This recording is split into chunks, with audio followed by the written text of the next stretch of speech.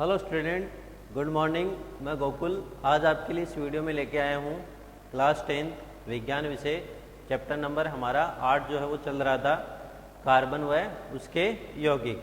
तो उसमें हम लास्ट तक जहाँ पहुँचे थे तो हमने फ्लोरीन है उसकी विशेषताएं गुणधर्म देख लिए थे और हमने फ्लोरीन के उपयोग हैं वो भी पढ़ लिए थे। और अब हम फ्लोरीन की जो संरचना है वो किस प्रकार बनती है वो बनाने का प्रयास करेंगे और उसको समझने का प्रयास करेंगे। तो अब हम बनाते हैं फ्लोरीन की संरचना। तो फ्लोरीन की जो संरचना है वो किस प्रकार बनती है तो उसके बारे में हम अध्ययन करने वाले हैं। तो फ्लोरीन की संरचना, तो फ्लोरीन जो है उसकी हम संरचना किस प्रकार बना सकते हैं। तो फ्लोरीन में आपको पता है कि फ्लोरीन की जो संरचना है वो गोल गुंबद के समान होती है, इसे बक्की बॉल भी कहते हैं, फुटबॉल के समान इसकी आकृति होती है। और जो फ्लोरीन की संरचना है जिसमें हमने पढ़ा था C60, उसमें कितने फलक होते हैं? 32 फलक होते हैं। और 32 में 20 तो जो होते हैं वो षटकोणीय होते हैं और जो 12 होते हैं वो क्या होते हैं? पंचकोणीय। जो 12 फलक होते हैं वो क्या होते हैं? पंचकोणीय। तो इस प्रकार हम 32 फलक को बनाते हुए फ्लोरीन की संरचना है उसका निर्माण करने वाले हैं। तो इसकी संरचना को शुरू करने जब इसकी संरचना को बनाते हैं तो सबसे पहले हम जो पंचकोणीय संरचना है उससे इसकी शुरुआत करते हैं। तो इसके लिए देखो ध्यान से देखना है बोर्ड पे, जैसे मैं बनाता हूँ आपको बनाने का जो प्रयास है वो घर पे करना है। तो इसके लिए देखो सबसे पहले एक पंचकोणीय संरचना जो है उसका निर्माण करते हैं। इस प्रकार हमने एक पंचकोणीय संरचना बनानी है, इस प्रकार। तो ये क्या हो गई? पंचकोणीय स्ट्रक्चर या जो संरचना है वो बन जाएगी। तो ये जो हमने बीच में जो बिंदु रूप दर्शाए हैं वो किस को प्रदर्शित कर रहे हैं? कार्बन परमाणु को। तो अब इनको क्या करते हैं? मिला देते हैं इस प्रकार। तो हमने इस प्रकार इनको मिला दिया। तो अब ये हमारा क्या बन गया? पंचकोण जो है वो तैयार हो चुका है। ये हमारा पंचकोण बन चुका है। अब हम क्या करते हैं? इसकी जो सेकंड स्टेप बनाने वाले हैं तो उसमें क्या करेंगे? ये जो कार्बन परमाणु है जस्ट इसके बराबर जितना गैप है उतना ही गैप देना है। इस प्रकार ये हमने इस प्रकार इसकी संरचना को तैयार कर रहे हैं। ये कार्बन परमाणु और ये कार्बन, और इसी प्रकार ये कार्बन और ये कार्बन। अब हम देखो सेकंड जो स्टेप होती है उसमें क्या करते हैं? ये है, इनको मिला देना है इस प्रकार। इसी प्रकार ये जो हमने बनाए हैं इसको मिला देना है। इसी प्रकार ये जो हमने मिलाया है इसको भी अच्छे से मिला देना है। अब हमने इधर से ये मिलाए, इसको इस प्रकार मिला दिया, और अब क्या करना है? इसको इस प्रकार मिला देना है। तो हमारी जो सेकंड स्टेप चल रही है तो हमने इसको इस प्रकार से तैयार कर दिया। उसके बाद में देखो ये है, इसके बीच में एक कार्बन को दर्शाना है, सेम इसके मध्य। तो इस प्रकार इस कार्बन को हमने इसके मध्य दर्शा दिया है। अब इन कार्बन को आपस में मिला देना है। ये जो कार्बन है इनको आपस में मिला दिया इस प्रकार।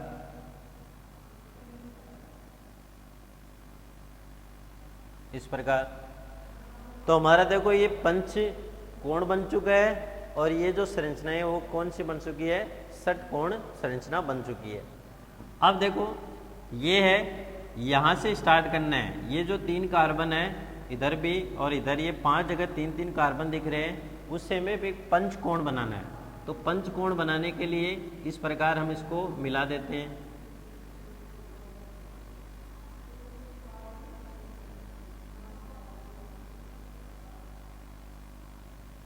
इस प्रकार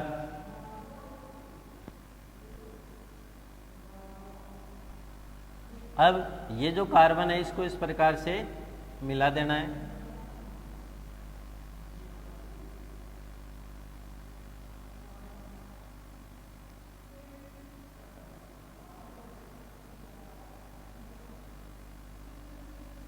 उसी प्रकार इन सभी कार्बन परमाणुओं को आपस में मिला देना है। तो अब हमारी ये देखो यहाँ पे जो पंचकोण की जो संरचना है वो निर्मित हो चुकी है। अब उसके बाद में ये जो है उसके जस्ट बराबर, इनके जस्ट बराबर हमें एक कार्बन परमाणु को लिखना है या दर्शाना है। इसके भी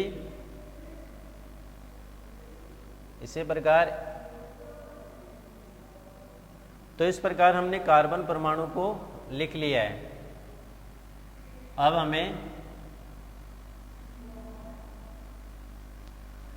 इस प्रकार से पंचकोण बना दिया। और ये अब देखो, अब हमारी जो संरचना बन गई, इसमें 6 कार्बन है, तो ये षटकोणीय संरचना बन गई।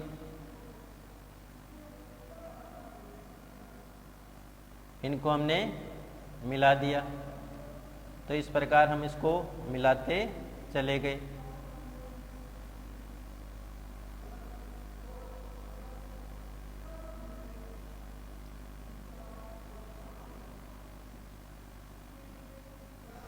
अब देखो हमारी जो संरचना में ये षटकोण फिर से तैयार हो गए।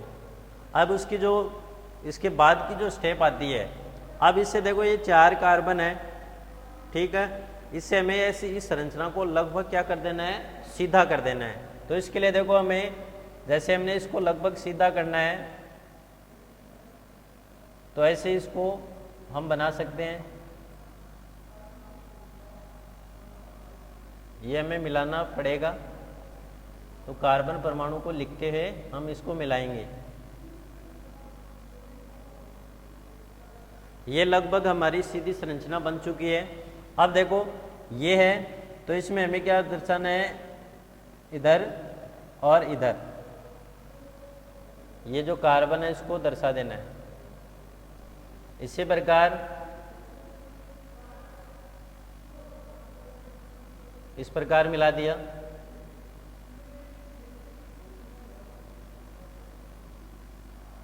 इस प्रकार मिला दिया।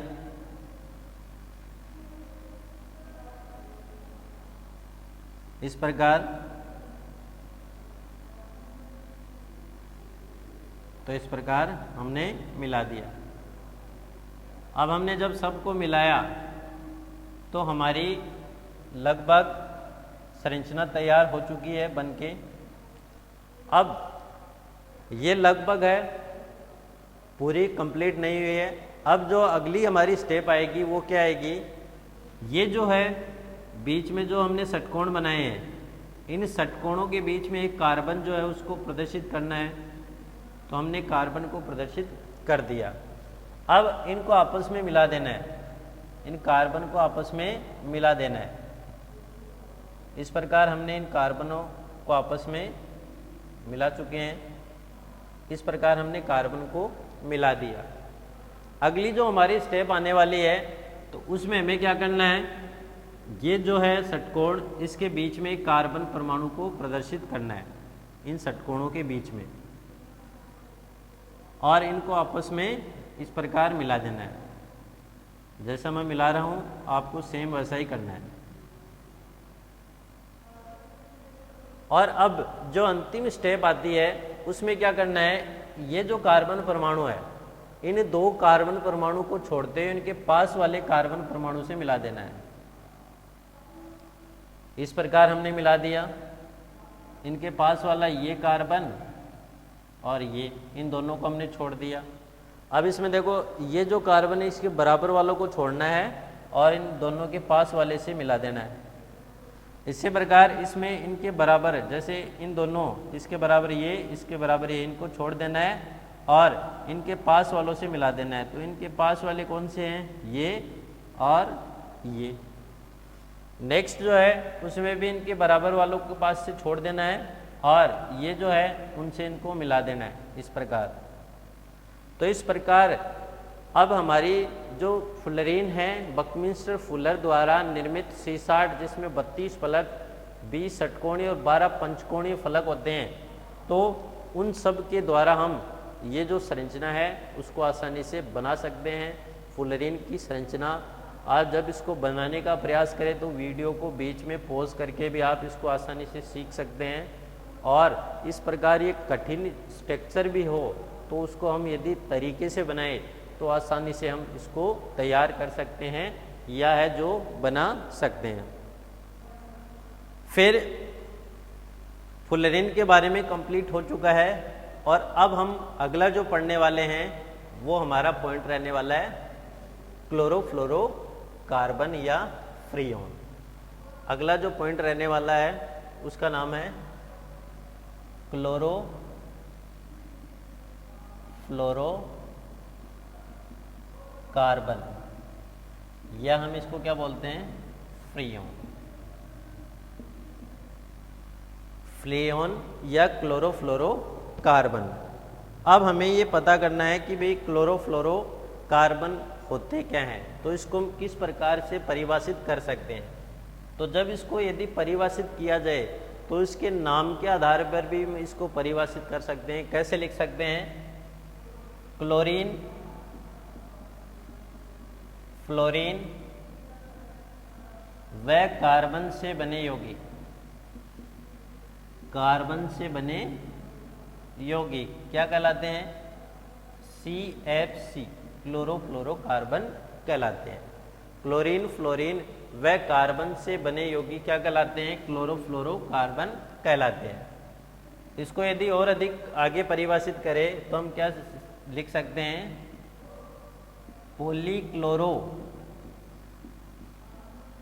फ्लोरो एल्केन, पॉलीक्लोरोफ्लोरो एल्केन फ्रीऑन या क्लोरोफ्लोरोकार्बन कहलाते हैं।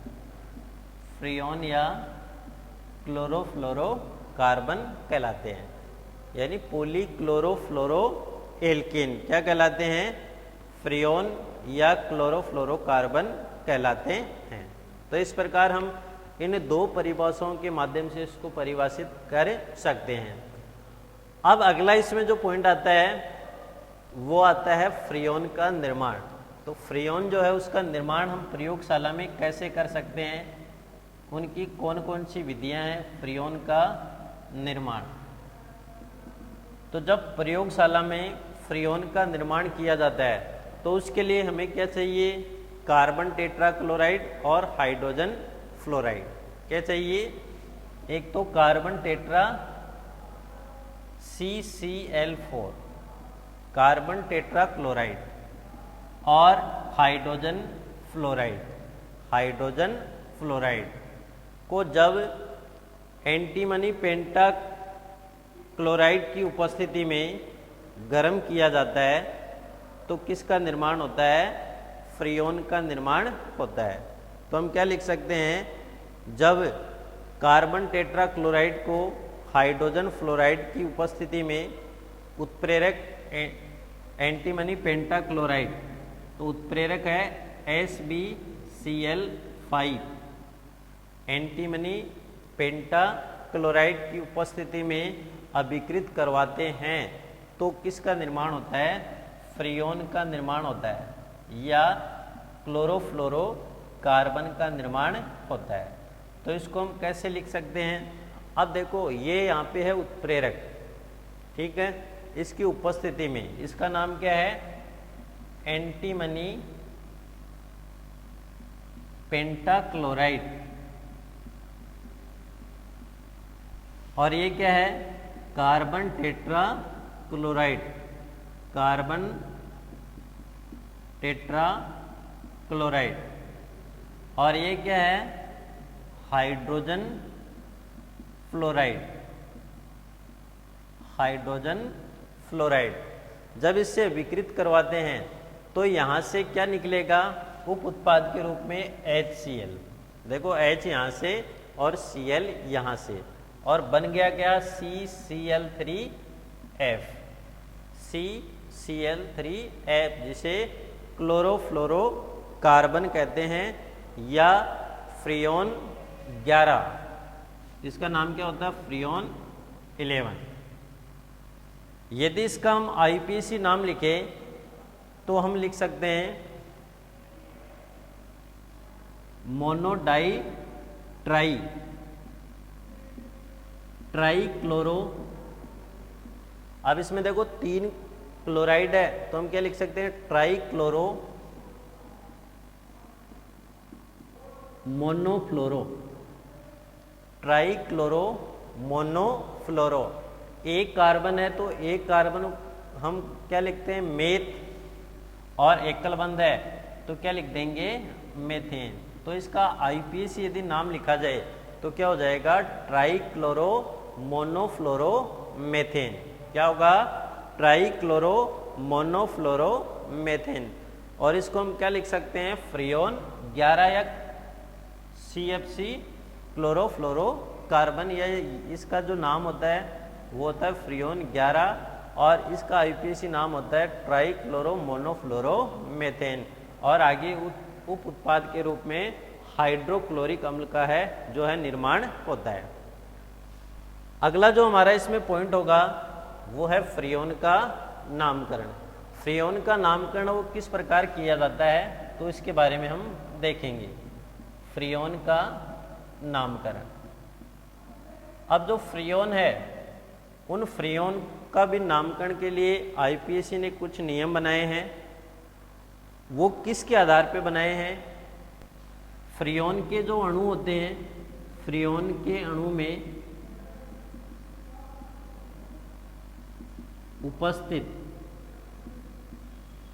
फ्रियोन के अणु में उपस्थित क्लोरीन परमाणु को छोड़कर, इसमें क्लोरीन परमाणु नहीं लेना है, लेना क्या है, कार्बन, हाइड्रोजन व फ्लोरीन। कार्बन, हाइड्रोजन व फ्लोरीन परमाणु के आधार पर फ्रियोन का नामकरण किया जाता है। तो हम इसको ऐसे लिख सकते हैं, फ्रियोन के अणु में उपस्थित कार्बन, हाइड्रोजन व फ्लोरीन परमाणु की संख्या के आधार पर फ्रियोन जो है उसका नामकरण किया जा सकता है। अब इसके जो नियम है वो कैसे हैं तो उसके बारे में देख सकते हैं। जैसे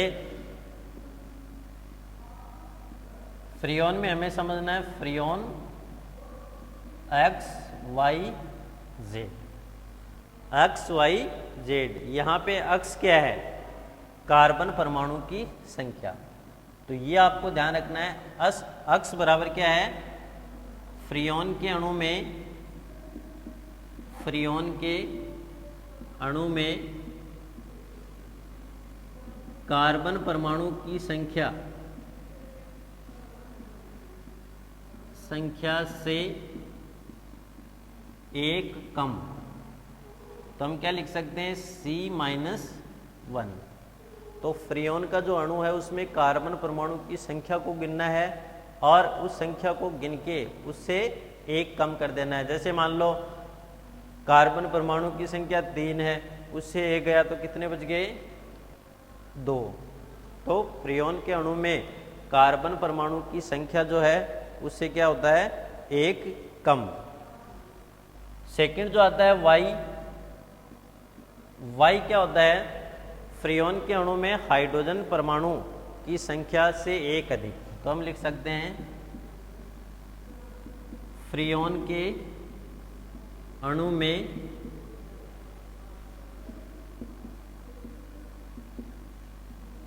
हाइड्रोजन परमाणु की संख्या से एक अधिक। तो इसको हम ऐसे लिखते हैं, ये हाइड्रोजन उसकी संख्या से एक अधिक करना है। और जो जेड है तो जेड किस को प्रदर्शित करता है, फ्रियोन के अणु में, फ्रियोन के अणु में फ्लोरीन परमाणु की संख्या।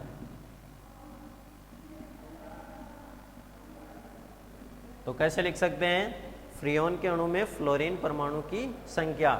अब हम इन तीनों नियमों को ध्यान में रखते हुए किसी भी प्रकार का यदि फ्रियोन दिया जाए तो हम इसका आसानी से नामकरण कर सकते हैं।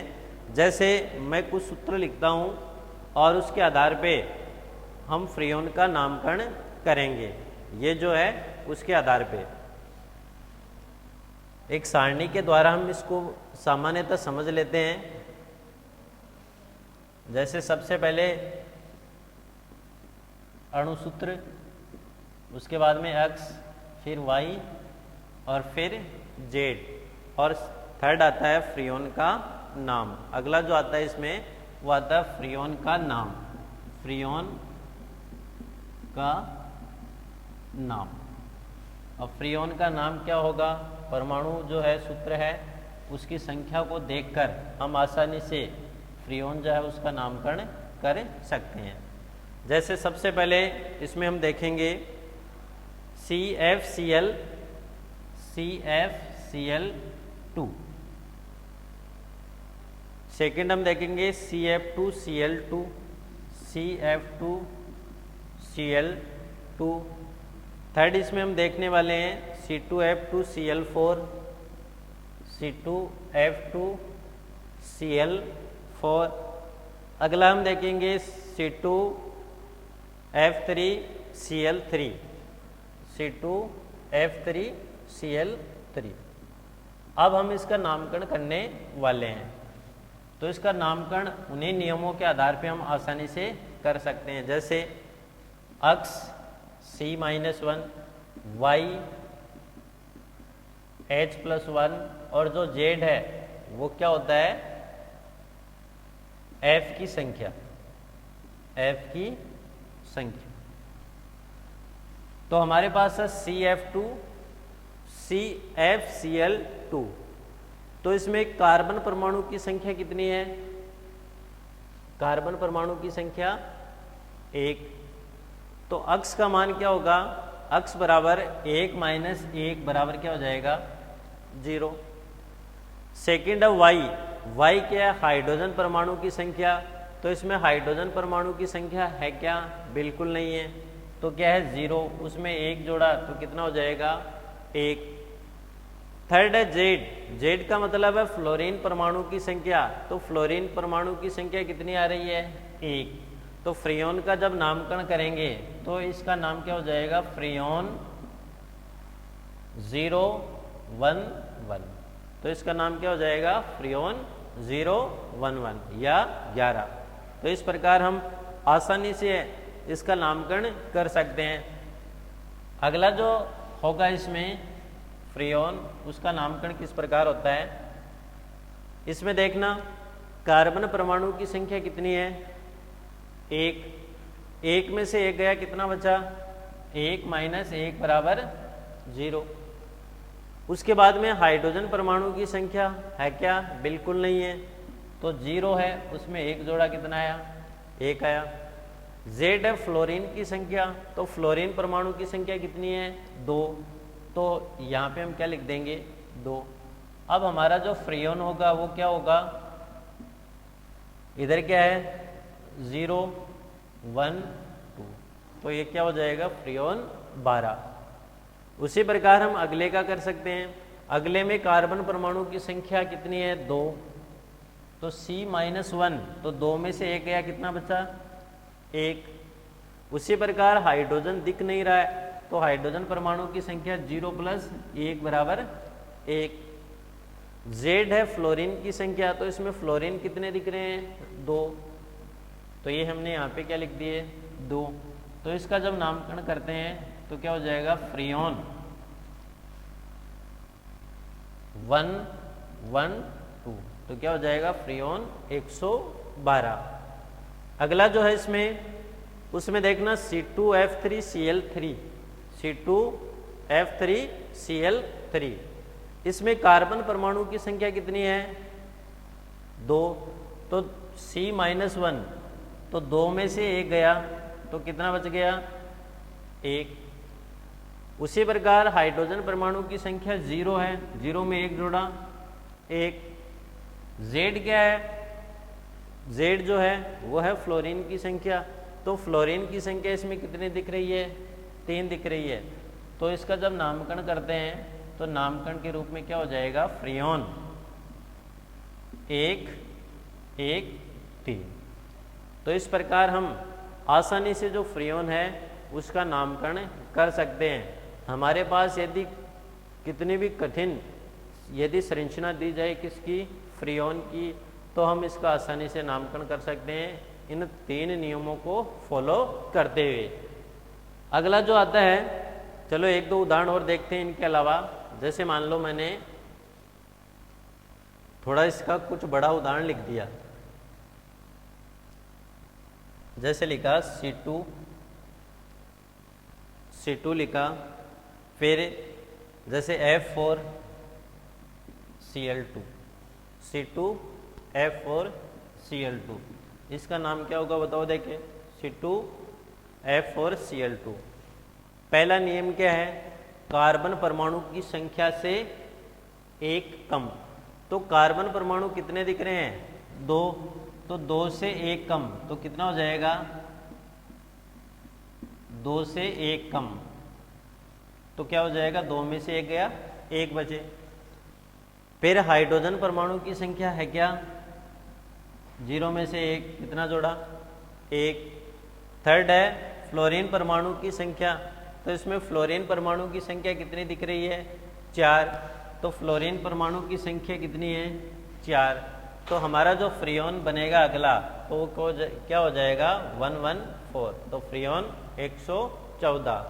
तो इस प्रकार हम जो फ्रीऑन है उसका आसानी से नामकरण कर सकते हैं, लेकिन शर्त यही है कि ये यदि 3 नियम ध्यान में हैं तो हम 3 नियमों को फॉलो करते हुए आसानी से नामकरण जो है वो कर सकते हैं। फिर अगला इसमें जो पॉइंट आता है वो आता है फ्रीऑन के उपयोग। तो फ्रीऑन के कौन कौन से उपयोग है, कहाँ कहाँ इनका उपयोग किया जाता है। अगला पॉइंट है फ्रीऑन के उपयोग। तो फ्रीऑन का जो पहला उपयोग आता है वो आता है अक्रिय विलायक के रूप में, अक्रिय विलायक के रूप में। तो फ्रीऑन का उपयोग किस रूप में करते हैं, अक्रिय विलायक के रूप में फ्रीऑन का उपयोग जो है वो किया जाता है। सेकंड इसका उपयोग आता है रेफ्रिजरेटर, जो एसी होती है, शीत संग्राहक होते हैं, रेफ्रिजरेटर, एयर कंडीशनर या एसी, शीत संग्राहकों, रेफ्रिजरेटर, एसी, शीत संग्राहकों में प्रशीतक के रूप में इसका उपयोग किया जाता है। शीत संग्राहकों में प्रशीतक के रूप में, प्रशीतक के रूप में फ्रीऑन का उपयोग किया जाता है, फ्रीऑन का उपयोग किया जाता है। तो इस प्रकार आज के इस वीडियो में हमने पढ़ा है कि किस प्रकार हम जो फुलरीन है उसकी संरचना बना सकते हैं। तो उसके लिए हमने एकदम आसान तरीके से फुलरीन की संरचना को बनाना सीखा। उसके बाद में हमने पढ़ा क्लोरोफ्लोरोकार्बन होते क्या हैं, प्रयोगशाला में इसका निर्माण किस प्रकार किया जाता है, और लास्ट में हमने देखा कि जो फ्रीऑन का उपयोग है वो कहाँ कहाँ किया जाता है, किस प्रकार हम फ्लोरीन जो है या जो फ्रीऑन है उसका उपयोग कर सकते हैं। और अगला जो वीडियो होगा उसमें हम जो पढ़ने वाले हैं बहुलक के बारे में, और उससे पहले एक छोटा सा टॉपिक आएगा एलपीजी और सीएनजी, उसके बारे में हम अध्ययन करने वाले हैं कि बहुलक कितने प्रकार के होते हैं। सामान्यतः 2 प्रकार के, प्राकृतिक और संश्लेषित, उनके विभिन्न आगे प्रकार होते हैं, उनका निर्माण किस प्रकार होता है, उनका उपयोग कहाँ कहाँ किया जाता है। तो ये सब हम अगले वीडियो में चर्चा करने वाले हैं।